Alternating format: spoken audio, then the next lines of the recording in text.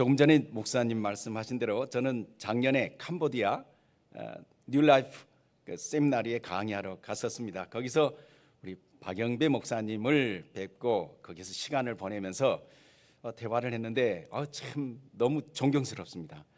주님 사랑하는 열정, 또 성도들에 대한 애정, 그리고 선교에 대한 헌신, 이런 게 너무나 저에게는 이제 감동으로 다가왔습니다. 그런데 오늘 이렇게 박 목사님께서 목회하시는 뉴라이프 선교교회에 우리 성도님들을 뵙게 돼서 더 반갑고 영광입니다.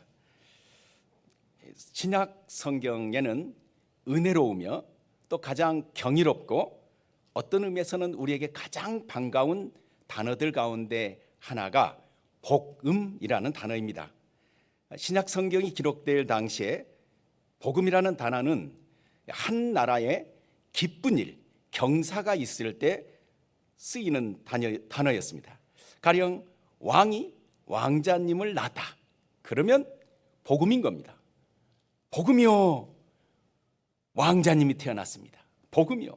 이보다 더 기쁜 일은 없었던 것입니다.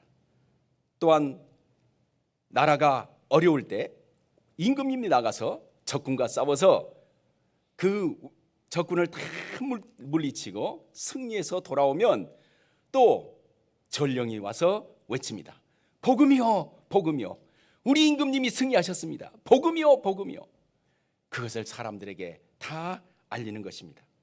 또한 왕자가 자라나서 이제 왕으로 취임을 합니다. 그렇다면 새로운 왕이 탄생한 거죠. 또 전국에는 복음을 외칩니다. 복음이요, 복음이요. 임금님이 등극하셨습니다. 새로운 왕이 등극하셨습니다. 이렇게 복음이라는 말을 그때 당시에 그렇게 썼습니다. 그래서 이 복음이라는 단어는 그 나라의 백성들의 생사와 관련되어 있는 단어이고, 어쩌면 그 복음에 따라서 그 나라의 미래가 결정되는 대단한 단어였습니다. 그런데 이 단어가 바로 그 단어가 신약 성경에 그대로 쓰이고 있습니다. 신약 성경에 뭐라고 합니까? 하나님의 아들 예수님이 탄생하셨습니다. 복음인 겁니다. 마가복음 1장 1절, 하나님의 아들 우리 주 예수 그리스도의 복음의 시작이라. 탄생하시니까 복음인 겁니다. 하나님의 아들이 태어나셨습니다. 이 땅에 오셨습니다. 이것보다 더 큰 복음은 없습니다. 또한 예수께서 사역을 하시고 십자가에 달려 돌아가시고 부활하시고 승천하셨습니다. 사람들 보기에는 패배한 줄 알았는데 이것이야말로 하나님의 뜻을 이루는 엄청난 일이었습니다. 우리는 그걸 가르쳐서 복음이라고 하는 겁니다. 우리들을 살리는 승리한 승리의 주님을 이야기하면서 예수 그리스도의 십자가와 부활이 그 승리의 그 영광스러운 복음이, 우리는 그걸 복음이라고 이야기를 하고 있습니다. 또한 예수 그리스도께서 부활하시고 승천하셔서 하나님 보좌 우편에 앉으셨습니다. 하나님 보좌 우편에 앉으셨습니다. 하나님 나라의 왕으로 취임하신 것입니다. 히브리서에서는 이걸 온통 설명합니다. 우리는 그걸 가르쳐서 복음이라고 합니다. 로마서 1장 2절부터 4절에는 복음을 다음과 같이 정의합니다. 이 복음은 하나님이 선지자들을 통하여 그의 아들에 관하여 성경에 미리 약속하신 것이라. 아들 뭐라고 약속했습니까? 그의 아들에 관하여 말하면 육신으로는 다윗의 혈통에서 나셨고 성결의 영으로는 죽은 자 가운데서 부활하사 능력으로 하나님의 아들로 선포되셨느니라. 하나님의 아들로 선포되셨다, 하나님의 아들로 취임하셨다는 것입니다. 등극하셨다는 겁니다. 바로 그분이 우리 주 예수 그리스도라고 이야기합니다. 예수께서 나셨습니다. 예수께서 죽으셨습니다. 예수께서 부활하셨습니다. 승천하셨습니다. 하늘에서 하나님 보좌 우편에 앉으셨습니다. 이것이 바로 복음입니다. 복음의 시행자가 하나님이십니다. 그래서 복음을 로마서에서는 하나님의 복음이라고 이야기합니다. 그런데 이 복음의 내용은 우리 주 예수 그리스도이십니다. 그래서 이 복음을 예수 그리스도의 복음이라고 우리는 이야기를 하고 있습니다.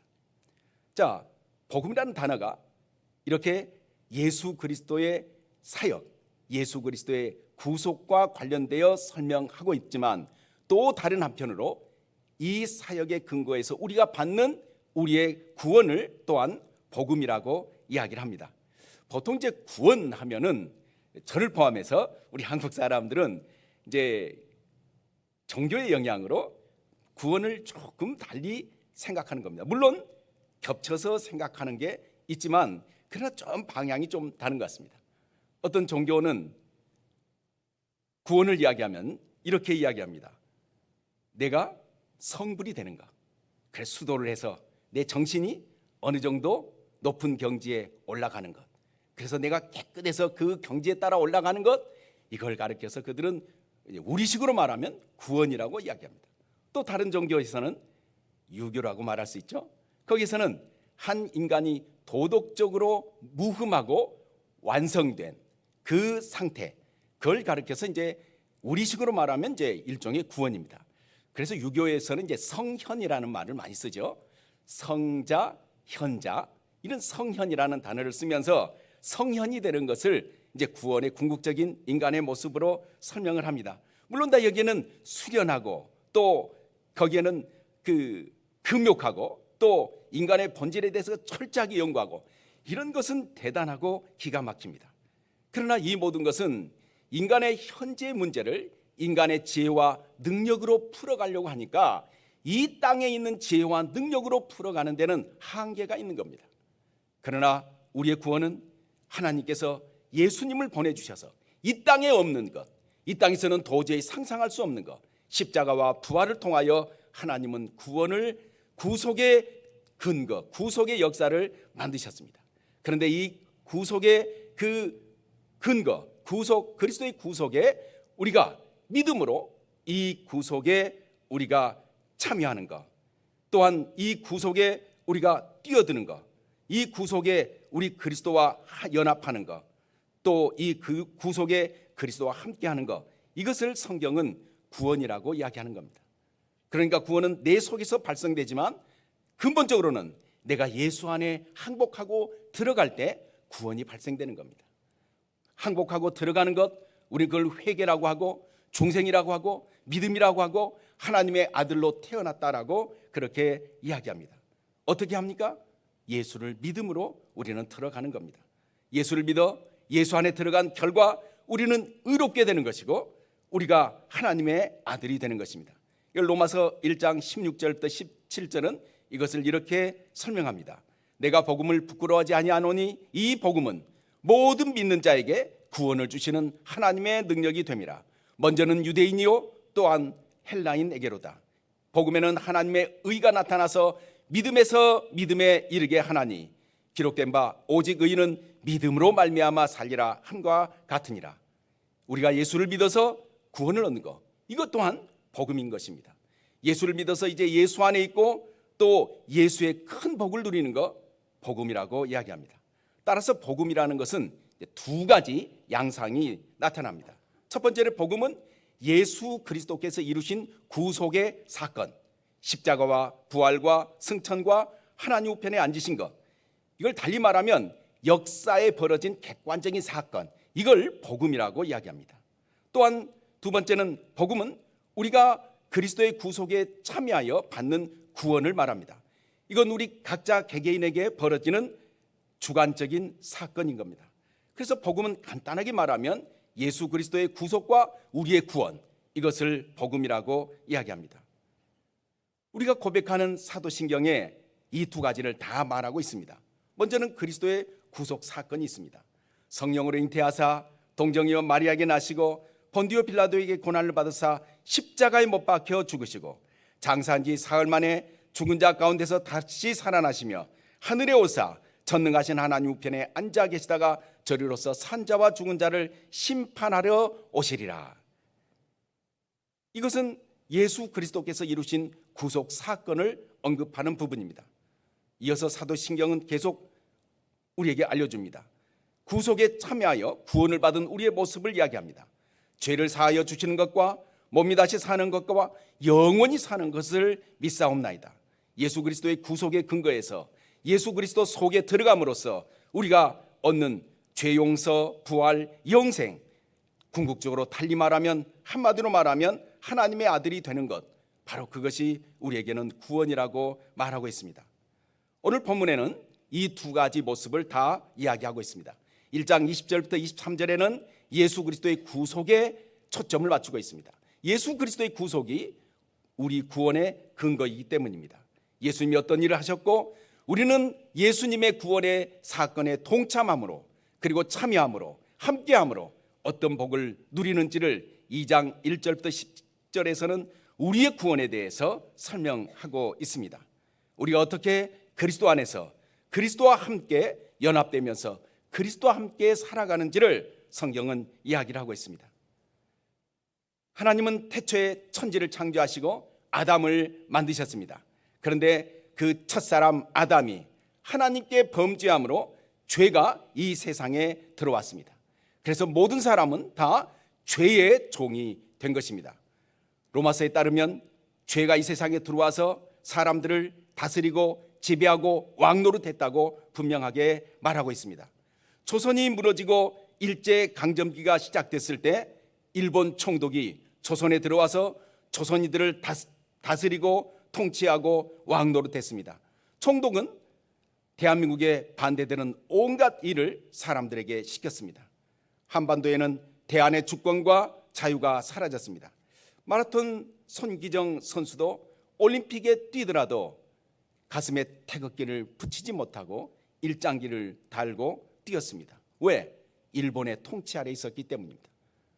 인간이 범죄함으로 모든 사람들이 다 죄의 종이 되어서 죄의 통제 아래 있었다고 로마서는 우리에게 이야기합니다. 그래서 죄는 조선의 총독과 같습니다. 오늘 본문에는 죄 아래에 있는 인간을 이렇게 소개합니다. 2장 1절부터 3절에 그때 이방인들은 공중 권세 잡은 자를 마귀를 따랐다는 겁니다. 이방인들 공중의 권세 잡은 자를 따르다 보니까 우상 숭배는 필수 과정입니다. 죄 아래에 있는 사람은 마귀를 따라 사는 것 그 자체도 모르는 겁니다. 또한 이스라엘 백성들도 여전히 욕심, 탐심, 정욕대로 살았다고 이야기합니다. 한마디로 말하면 2장 1절에 모든 사람은 죄의 종인데 달리 말하면 허물과 죄로 죽었다라고 설명을 합니다. 죽었다, 과거형을 쓰고 있습니다. 죽은 사람은 교제할 수가 없습니다. 허물과 죄로 죽은 사람은 하나님과 교제할 수 없고 생명의 끈이 끊어져 버린 것입니다.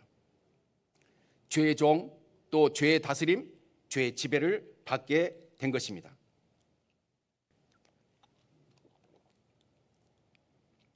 그런데 긍휼이 풍성하신 하나님이 우리를 죄에서 해방하셨습니다. 이것이 바로 복음이며 구속인 것입니다. 그 구속은 언약이라는 그 과정을 통해서 펼쳐집니다. 이 언약은 바로 죄의 문제를 해결하는데 옛 언약에서는 제사장들이 짐승의 피를 가지고 하나님께 나갔습니다.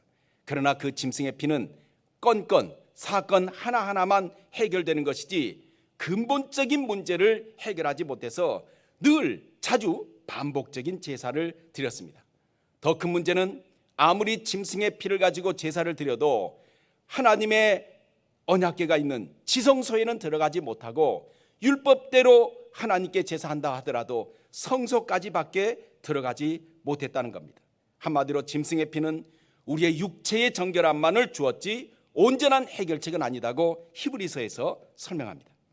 그러나 새 언약에서는 우리는 예수 그리스도의 피로 하나님께 나아가는 것입니다. 예수님의 십자가는 단번에 영원한 제사를 삼으신 것입니다. 한 번 일어났지만 효과는 영원합니다.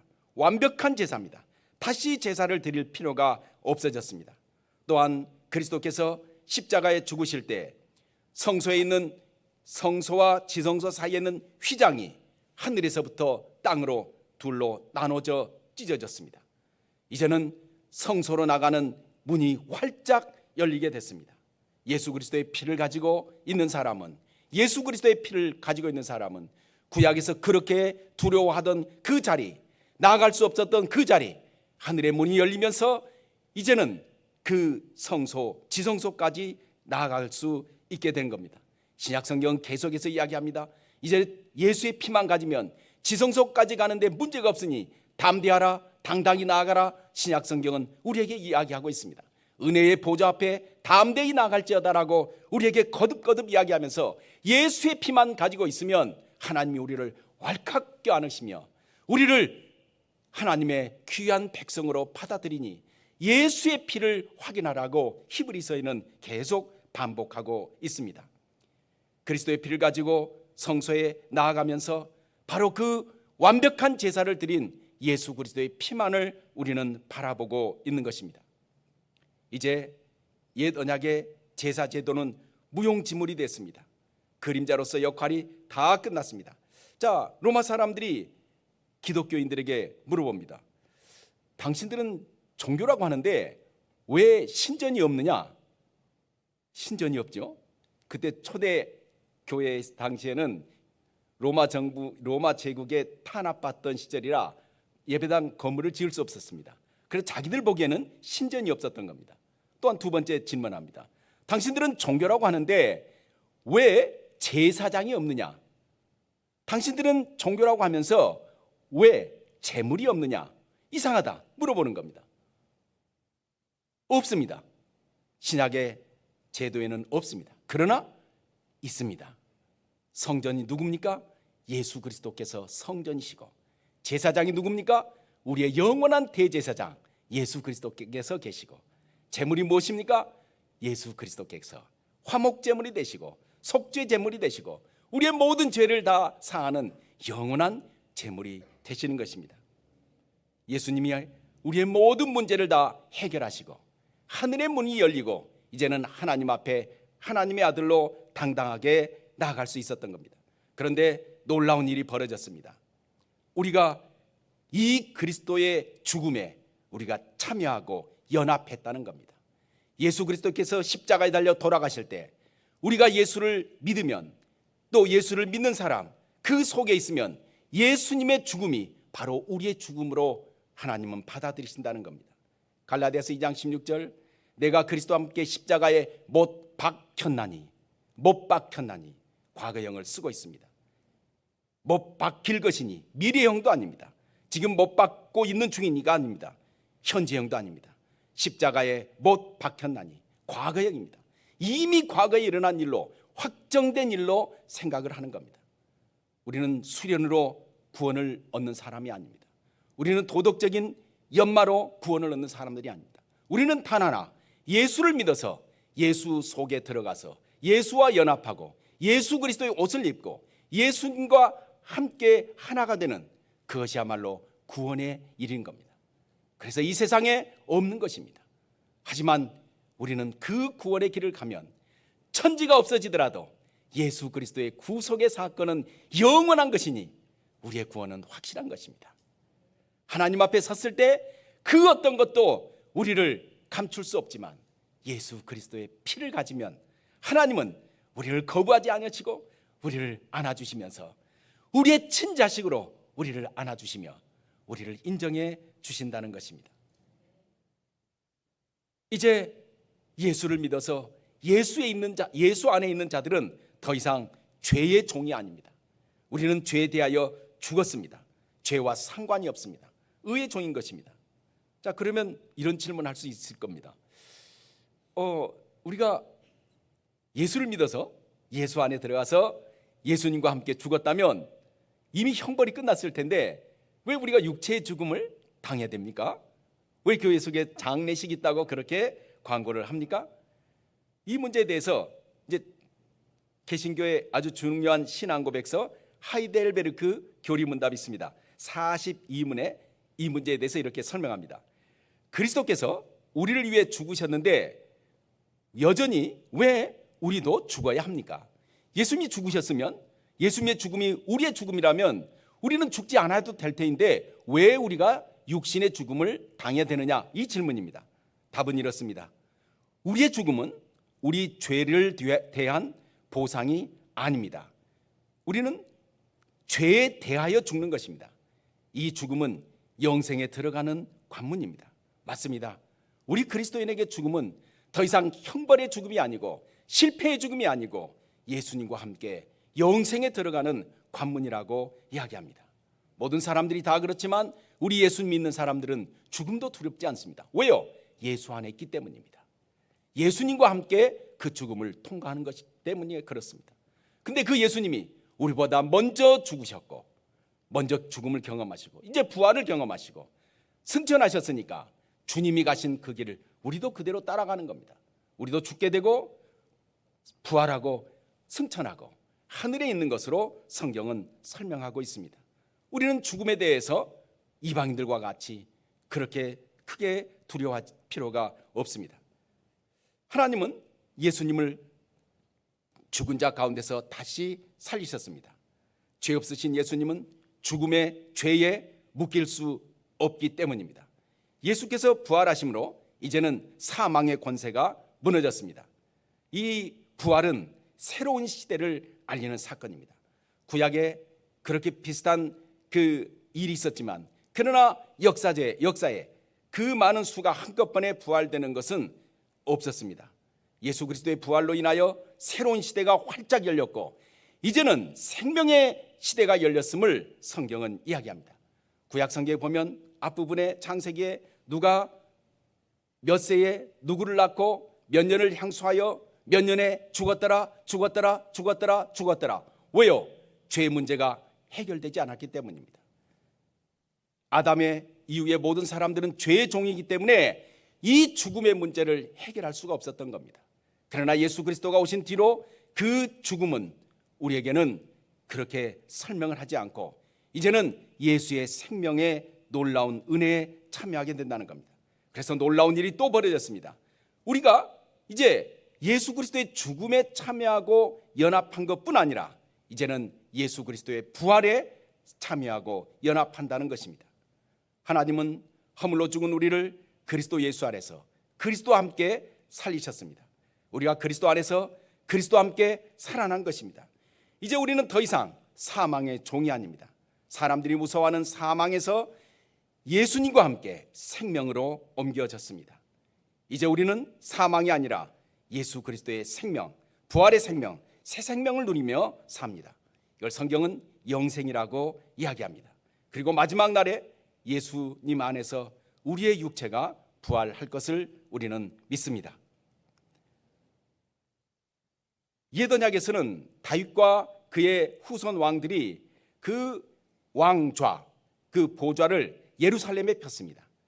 그러나 다윗의 자손이자 다윗의 주님이신 예수님은 그 보좌를 다윗의 왕국에 펼치지 아니하시고 그는 하늘에 오르사 하나님 우편에 앉으셨습니다. 히브리서는 이걸 왕으로 취임했다, 왕의 취임식으로 시편 2편을 가져다가 설명하면서 예수 그리스도를 하나님 나라의 왕으로 그렇게 설명하고 있습니다. 1장 21절에 이걸 이렇게 설명합니다. 에베소서 1장 21절, 그는 모든 통치와 권세와 능력과 주관과 이 세상뿐 아니라 오는 세상에 일컫는 모든 이름 위에 뛰어나게 하셨다는 겁니다. 예수 그리스도가 만왕의 왕이시요 만주의 주님이십니다. 각 신학에서는 예수 그리스도 이 시대를 메시아 시대라고 이야기합니다. 왜요? 예수님이 온 천하 만물을 다스리고 주관하기 때문입니다. 이제는 예수님이 부활 승천하셔서 하나님 보좌 우편에 앉으신 이후에 전혀 놀라운 새로운 세상, 새로운 질서가 생겼습니다. 에베소 1장 10절에서는 이걸 이렇게 이야기합니다. 하늘에 있는 것이나 땅에 있는 것이나 다 그리스도 안에서 통일되게 하려 하심이라. 모든 길은 로마로 통한다는 말이 있습니다. 로마 시대 때 도로에만 올라타면 그 길이 로마로 다 연결이 되어 있습니다. 지금은 예수님을 중심으로 온 우주를 설명하는 겁니다. 예수님을 중심으로 우주의 시스템을 설명하는 것입니다. 모든 것은 예수님에게서 나왔고 예수님으로 말미암고 예수님에게로 돌아가고 예수님에게 향한다고 말하고 있습니다. 만물도 예수님으로 말미암아 지음을 받았고 예수님을 위해서 지음을 받았다고 신약 성경은 골로새서에서는 이걸 이렇게 이야기합니다. 예수 그리스도야말로 하나님의 비밀이요 우주의 신비요 예수 그리스도야말로 지식과 지혜의 모든 보화입니다. 예수님이 길이요 진리요 생명이면서 예수님이야말로 참 하나님이십니다. 그런데 여기에 또 놀라운 일이 하나 더 벌어졌습니다. 그 예수님의 승천에 예수 안에 있는 자들이 또한 그 성천에 참여하고 연합하게 됐다는 겁니다. 예수님께서 하나님 보좌 우편에 앉으셨습니다. 그랬더니 예수 안에 있는 우리도 역시 하늘에 앉았다고 이야기합니다. 에베소서 2장 6절에 분명하게 설명합니다. 또 함께 일으키사 그리스도 예수 안에서 함께 하늘에 앉히시니, 그리스도 예수 안에서 우리를 함께 하늘에 앉히셨다는 겁니다. 과거형으로 되어 있습니다. 미래 언젠가 앉을 것이다. 아니요, 하늘에 앉혔다고 과거형으로 설명을 합니다. 이게 좀 어렵게 보이는 말입니다. 그러나 이것을 잘 설명할 수 있는 비유는 성막의 비유입니다. 옛 언약에서는 짐승의 제물로 성소까지 밖에 못 갔습니다. 그리스도의 피를 가지고서만 지성소에 들어갑니다. 그걸 가리켜서 하늘에 비유한 겁니다. 옛 언약의 성소 땅입니다. 지성소 하늘입니다. 하늘이 열렸다는 겁니다. 이제 하나님이 받아주셨다는 겁니다. 하나님이 우리와 영원히 관계를 맺으신다는 겁니다. 바꿔 말하면 우리가 땅이 아니라 하늘에 속했다는 겁니다.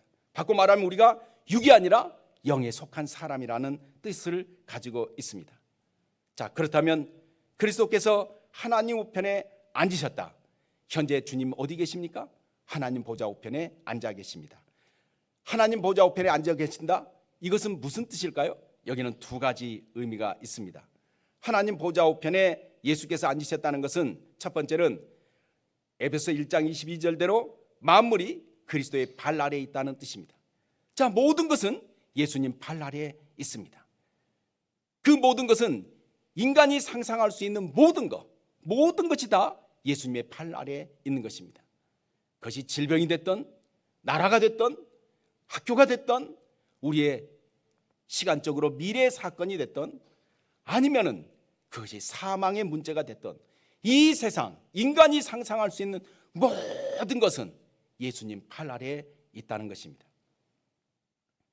고린도전서 15장 24절 25절에는 이걸 좀 더 생생하게 설명합니다.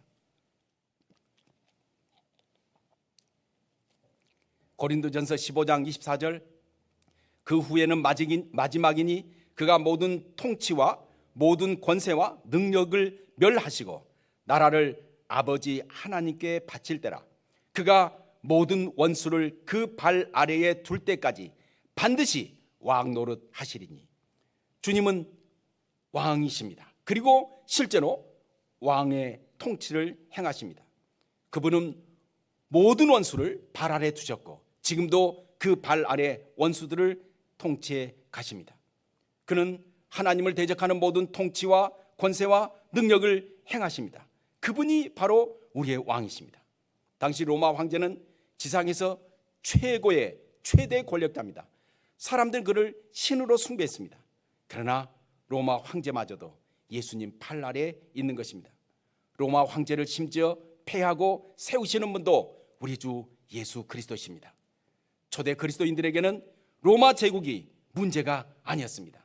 그리스도인들은 눈에 보이는 로마 제국이 아니라 그리스도께서 왕이 되신 그 하나님 나라, 또 그 하나님 보좌 우편에 앉아 계신 예수 그리스도의 통치, 그것을 보았기 때문에 로마의 제국의 영광도 우습게 생각했습니다. 그리고 예수님만 유일한 우리의 주님이라고 고백했던 것입니다. 로마 제국도 그리스도가 바로 그리스도의 다스림을 받는다고 초대 성도들은 그렇게 고백했습니다. 초대교회는 한 번도 로마 황제가 세상을 다스린다고 하지 아니했습니다. 우리의 왕은 바로 예수 그리스도이십니다. 이 세상을 누가 다스리십니까? 선진국입니다. 세계 기구입니다. 세계 경제단체입니다. 맞습니다. 그러나 곰곰이 생각하시면 이 선진국, 세계기구, 세계경제단체, 이 수장들을 다스리는 이가 누구입니까? 예수 그리스도십니다. 이 세상 모든 것은 그 발 아래에 있습니다. 우리 그리스도인들은 여기에서 한 가지 큰 평강을 누려야 되는 겁니다. 신약 성경 곳곳에 예수 그리스도의 은혜와 평강을 함께 하기를 원한다는 말씀을 계속해서 이야기합니다. 이제 드디어 예수님이 드디어 하나님의 경륜에 따라서 하나님의 계획에 따라서 하나님 보좌 우편에 앉으셔서 모든 만물을 다스리고 계시니 이제는 그 속에서 우리는 은혜와 평강을 누린다는 겁니다. 이 시대에 얼마나 평강이 중요합니까? 한국에도 이 평강을 누리려고 이방 종교들이 이걸 가르쳐 줍니다. 템플 스테이, 또 그 요가, 명상, 뭘 하려고 합니까? 마음의 평강을 누리려고 하는 겁니다. 성경 누굴 평강으로 합니까? 예수를 믿는 자. 예수를 믿는 자. 왜요? 예수 그리스도를 대적할 자가 없기 때문입니다. 유일한 하나님이시기 때문입니다. 우리는 그분 안에 있는 겁니다. 평강을 누리는 겁니다. 제가 유학하고 1999년에 귀국해서 갑자기 아이고 배야 해서 병원에 입원했습니다. 갔더니 진단을 잘못해가지고 배가 팍 맹장인데 이게 터져버렸습니다. 복막염이도 모르고 병원에 가가지고 치료를 받는데 되게 아프더라고요. 되게 아팠습니다. 응급실에 가가지고 있으면서 수술을 하려고 하는데 그때 이런 생각이 듭니다. 내가 지금 수술돼 있지. 내가 응급실 지금 거기에서 수술을 받으려고 이제 그 수술실로 들어가서 수술대에 누워 있지 하면서 제가 그때 정말 갑자기 번뜩 생각이 떠올랐습니다. 이 수술대는 지금 예수님 손이야, 손. 내가 지금 예수님 손 안에 누워 있는 거야. 그리고 그때 갑자기 생각했습니다. 마취해서 깨어나면 무슨 헛소리를 한다는데, 뭐 어떤 사람은 욕도 하고 한다는데, 내가 마취해서 아직 깨어나지 못하고 첫 마디가 나는 지금 하고 싶은 다른 소리가 아니라 예수님 사랑합니다. 그 말을 하고 싶은데 하다가 마취에 들어갔습니다. 평강을 누리는 겁니다. 수술 주님 안에 있습니다. 우리의 미래 주님 안에 있습니다. 사업장 주님 안에 있습니다. 사도 바울은 계속해서 이야기합니다. 우리 주 예수 그리스도의 은혜와 평강이 있기를 원한다. 물론 은혜는 원인이고 평강은 결과입니다. 예수 그리스도께서 이루신 그 구속을 인하여 우리는 평강을 누리는 겁니다. 평강을 누리는 연습, 평강을 누리는 그 믿음, 우리에게 그것이 필요한 겁니다. 이걸 뺏기면 믿지 않는 사람들이 와서 이상한 이방 종교로 계속해서 우리를 유혹할 겁니다. 초대교회 때부터 영지주의자가 와서 유혹하더니, 나중에 또 신비주의자들이 와서 유혹하더니, 나중에 중세시대에 넘어서는 또 합리주의가 와서 또 유혹하더니, 이제는 미신들이 와서 현재 한국의 많은 사람들을 유혹합니다. 그리고 마음을 어디에 둘지 몰라서 불안해하는 겁니다. 우리는 예수 그리스도, 그분이 바로 우리 주님이십니다. 우리는 주님을 모른다 할지라도 주님은 나를 안다 하십니다. 항상 나를 기억하시고 나를 붙잡고 계십니다. 어떤 이들은 이렇게 이야기합니다. 지금 이 세상에는 적그리스도가 활동해서 적그리스도가 세상을 온전히 통치하고 적그리스도 세계로 들어간다라고 이야기를 합니다. 그래서 우리 그리스도인들은 할 수 있는 게 하나도 없고 오직 예수님의 재림밖에 없다라고 생각합니다. 그리고 예수님의 재림을 그렇게도 갈구합니다. 물론 일면 맞는 이야기입니다. 그러나 그 가르침에는 중대한 복음이 빠졌습니다. 복음이 무엇입니까? 예수 그리스도가 하나님 우편에 앉으셔서 온 세상을 다스리는 만왕의 왕이요 만주의 주님이라는 겁니다. 물론 적그리스도 집단이 또 물론 세상의 권세가 힘을 쓸 수 있습니다. 그러나 그 적그리스도를 무찌른 분이 누구십니까? 우리 주 예수 그리스도이십니다. 요한계시록에는 성경에 요한이 이렇게 이야기 안 했습니다. 성도 여러분, 로마 치하에서 고생 많지요? 잠시 주님을 모른다고 해도 주님은 너그러우시니까 다 용서하십니다.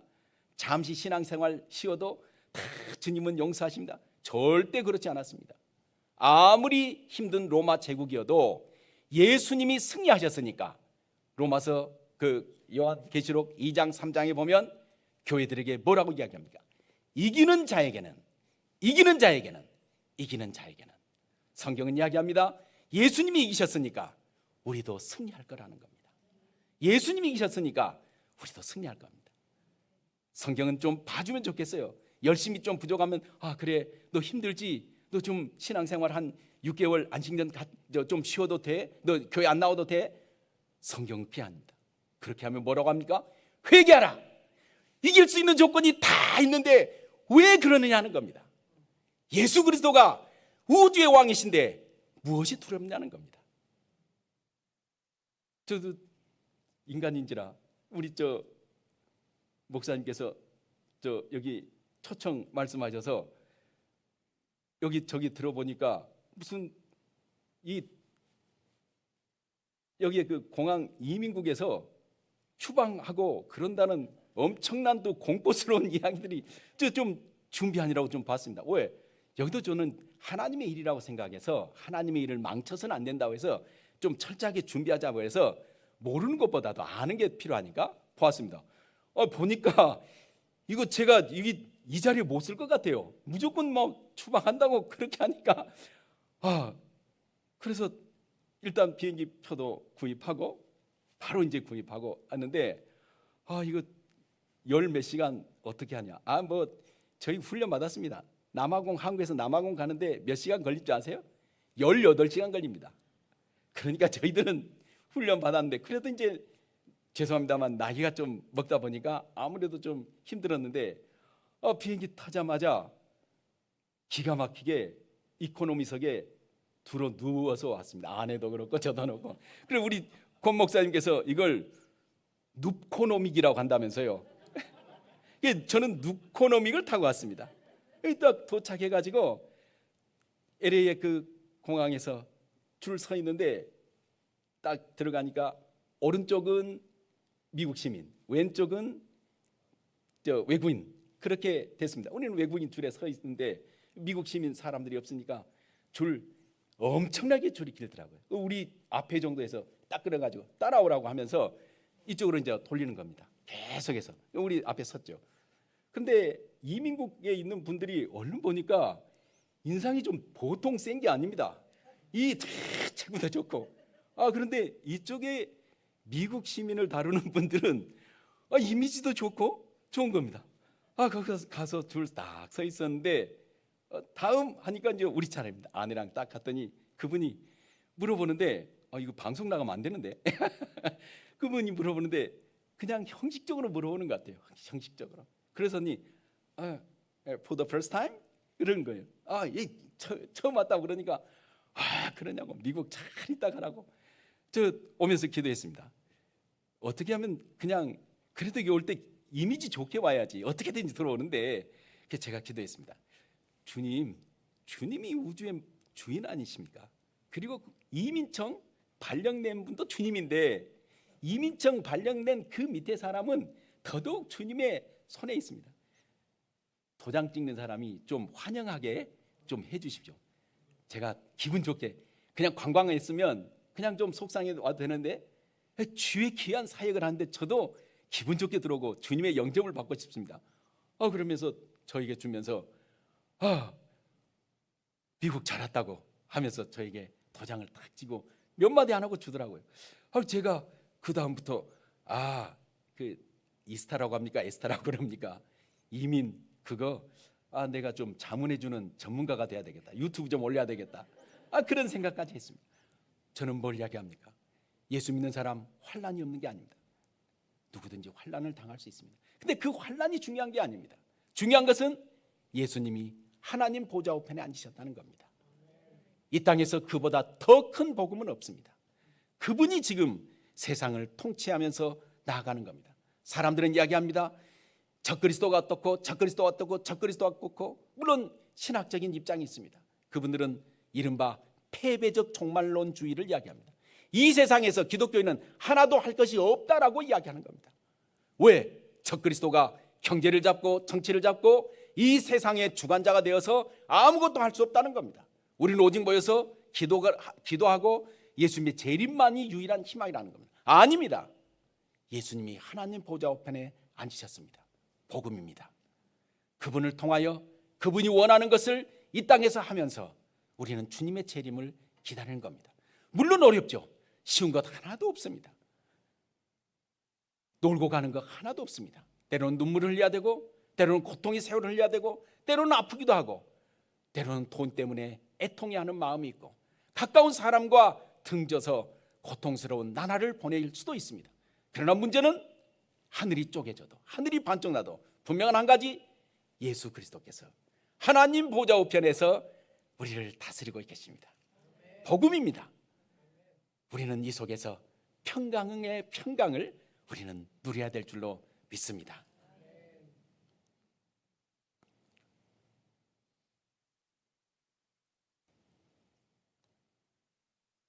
또 중요한 게 있습니다. 주님이 이 우주를 다스리시는데 마지막에 우리는 어떻게 될까요? 우리는 역시 주님과 함께 이 우주를 다스리는 일에 우리도 참여하는 것입니다. 요한계시록 22장 5절, 요한계시록 22장 5절에 이렇게 합니다. 그들은 교회를 이야기합니다. 그들이 세세토록 예수님과 함께 왕노릇 한다는 겁니다. 우리가 왕노릇 합니다. 우리는 영원히 왕노릇 합니다. 자, 그러면 예수님이 지금 하나님 보좌 우편에서 우주를 다스리는데 우리는 예수님과 함께 그 다스림에 우리가 참여하는데 어떻게 참여하느냐 할 때 이제 개혁신학에서는 우리는 기도로 참여한다라고 이야기합니다. 기도로 예수님의 통치권을 행사한다라고 이야기합니다. 성경적 근거는 요한계시록에 나와 있습니다. 요한계시록 6장에 거기에 7인이 나오는데 5째 인을 떼니까 거기에 순교한 자들이 기도합니다. 하나님, 우리의 억울함을 풀어주지 않아야 하시기를 어느 때까지 하시겠나이까? 라고 이야기합니다. 그러자 예수님은 잠깐 기다리라고 하면서 그 기도의 응답을 받고 그리고 심판에 가시는 것입니다. 물론 요한계시록에 보면 우주의 심판은 하나님이 정하신 겁니다. 예수 그리스도께서 하나님이 정하신 그 변할 수 없는 사건입니다. 그런데 그 시점과 그 모든 것은 마치 우리의 기도를 들어주는 형식으로 세상이 전개되는 겁니다. 주님의 계획이 있으십니다. 그러나 주님의 분명한 계획이 있지만 순교자들이 우리의 억울함을 들어주십시오라고 하니까 알았다, 내가 너희의 억울함을 풀어주겠다 하면서 그 기도를 가지고 하나님은 심판을 진행해 가십니다. 주님은 하나님 보좌 우편에 앉아 계셔서 우주를 다스리고 통치하십니다. 그리고 그 통치권에 우리를 함께 초청하신 겁니다. 그 하늘에 우리가 앉았는데 우리가 주님의 보좌 앞에서 우리가 하는 것은 우리의 기도인 겁니다. 기도함으로 하나님의 통치에 참여하는 겁니다. 우리 기도를 하나님의 통치에 사용하겠다는 겁니다. 그 통치를, 기도를 하나님의 통치의 귀한 자료로 활용하겠다고 이야기를 하고 있습니다. 그리스도께서 하나님 보좌 우편에 앉으셨다는 둘째 의미는 그리스도께서 교회의 머리라는 뜻입니다. 바꿔 말하면 교회는 그리스도의 몸이라는 뜻입니다. 누구든지 자기 몸을 미워하는 사람이 없습니다. 아프면 병원 가고 배가 고프면 먹고 몸을 돌봅니다. 마찬가지로 예수 그리스도는 자기의 몸인 교회를 돌보십니다. 그리고 교회는 예수 그리스도의 충만입니다. 바꿔 말하면 예수 그리스도께서 완전하게 하시고 온전하게 하는 것이 바로 교회입니다. 우리는 이것을 은혜라고 이야기를 합니다. 그런데 신앙생활에서 가장 오해되고 있는 단어 중에 하나가 은혜입니다. 자, 은혜를 받으면 우리가 해야 될 의무조차도 안 해도 되는 것처럼 오해할 수도 있습니다. 값없이 은혜로 받았으니까 값없이 살아도 된다, 공짜로 받았으니까 공짜로 살아도 된다라는 그런 오해를 할 수가 있는 겁니다. 그러니까 아무것도 할 필요가 없는 것처럼 생각하는데 그것은 아닙니다. 은혜를 받았으면, 은혜를 받았다 할지라도 거기는 반드시 의무가 있습니다. 의무가 사라지는 거 아닙니다. 에베소 2장 10절, 우리는 그가 만드신 바라 그리스도 예수 안에서 선한 일을 위하여 지으심을 받은 자라, 이 일은 하나님의 전에 예비하사 우리로 그들 가운데 행하게 하려 하심이라. 하나님은 뭔가 선한 일을 만드셨고 그 선한 일을 행하도록 우리를 지으셨고 새 언약 백성들도 우리를 구원하셨으면 거기에 초점을 맞추어서 하신다는 겁니다. 옛 언약 백성들 의무가 있었습니다. 무엇입니까? 십계명입니다. 그렇다면 새 언약 백성들에게는 의무가 없습니까? 무계명입니까? 아닙니다. 새 언약 백성들에게는 새 계명이 주어졌습니다. 새 언약 백성들, 예수 그리스도께서 이야기합니다. 서로 사랑하라, 서로 사랑하라, 피차 뜨겁게 서로 사랑하라고 이야기를 하고 있습니다. 성경을 한 번도 선한 일을 안지 않아도 된다, 사랑하지 않아도 된다, 그런 말 하지 않고 성경에는 분명히 우리 그리스도인들은 언약의 의무가 있다는 것입니다. 우리가 또한 이 은혜를 누린 것 중에 하나, 또 우리는 이 새 언약에서 우리의 의무도 있지만 우리가 누려야 될 큰 복들이 있습니다. 이 은혜의 복을 우리는 누려야 되는 겁니다. 이 은혜는 새 언약 백성들이 됨으로써 최고의 복을 누린 겁니다. 자, 하나님이 우리 하나님이 되셨습니다. 이거 은혜입니다. 왜 하나님이 우리 하나님이십니까? 하나님은 예수 그리스도의 하나님이시기 때문입니다. 하나님 우리 아버지가 되셨습니다. 은혜입니다. 왜 하나님은 우리 아버지십니까? 하나님은 예수 그리스도의 아버지이시기 때문입니다. 우리는 하나님의 아들이 됐습니다. 은혜입니다. 왜 우리가 하나님의 아들입니까? 예수 그리스도께서 하나님의 아들이시기 때문입니다. 우리가 성령을 받았습니다. 은혜입니다. 왜 우리가 성령을 받습니까? 예수 그리스도께서 성령을 받으셨고 성령을 우리에게 보내주시기 때문입니다. 우리는 기도할 수 있습니다. 은혜입니다. 왜 우리가 기도할 수 있습니까? 예수 그리스도께서 기도하셨고 예수의 이름으로 기도하라고 하셨기 때문입니다. 우리는 이제 서로 사랑할 수 있습니다. 은혜입니다. 왜 우리가 서로 사랑할 수 있습니까? 예수님이 십자가에서 죽으시는 사랑을 보여주셨기 때문입니다.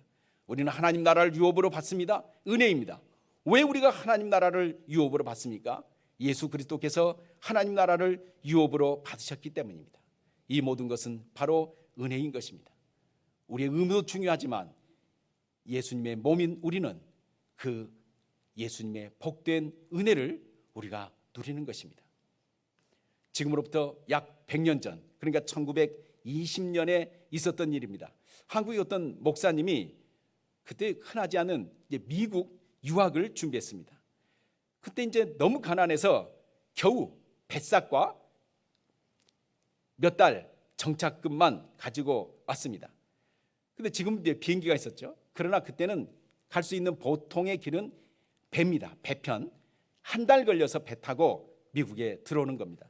출항하는 날이 돼서 배를 탔으나 걱정이 이만저만이 아닙니다. 돈이 없어서 뱃속에서 한 달을 어떻게 견디느냐 걱정이 컸습니다. 이틀을 굶었더니 배가 너무 고파서 도저히 참을 수 없어서 식당에 갔습니다. 그리고 직원에게 이야기합니다. 저 이틀을 굶었습니다. 무슨 일이든지 할 수 있으니 저에게 밥 좀 주십시오. 하니까 직원이 깜짝 놀라서 이야기합니다. 무슨 말입니까? 뱃삭에 이미 식비가 포함됐으니까 마음대로 드셔도 됐습니다. 우리가 타고 있는 배는 바로 배의 선장이 하나님이고 그의 아들 예수 그리스도십니다. 우리는 그 배의 아들입니다.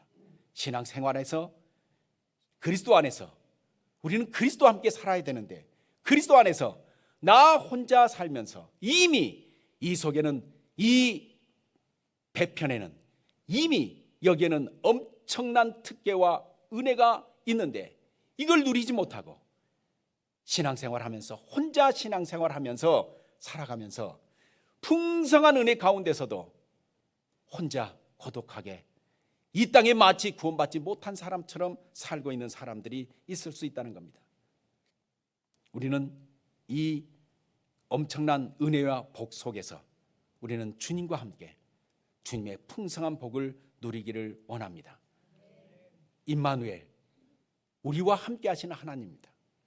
우리와 함께 하시는 하나님, 우리와 함께 하시는 하나님 가운데서 우리는 주님이 이루신 이 구원 속에서 풍성한 은혜를 누려서 마지막 날 주님 앞에 섰을 때 너 뭐 하다 왔느냐고 물어보면 저는 한 것 많이 없지만 그러나 주님이 이루신 구속, 저는 기도의 은혜를 누렸고 하나님의 아들이라는 자녀의 특권을 누렸고 저는 그리스도의 평강을 누려서 예수님의 평강이 내 머리부터 발끝까지 내 심장, 내 뼛속까지 그리스도의 평강으로 저는 충만히 누렸습니다.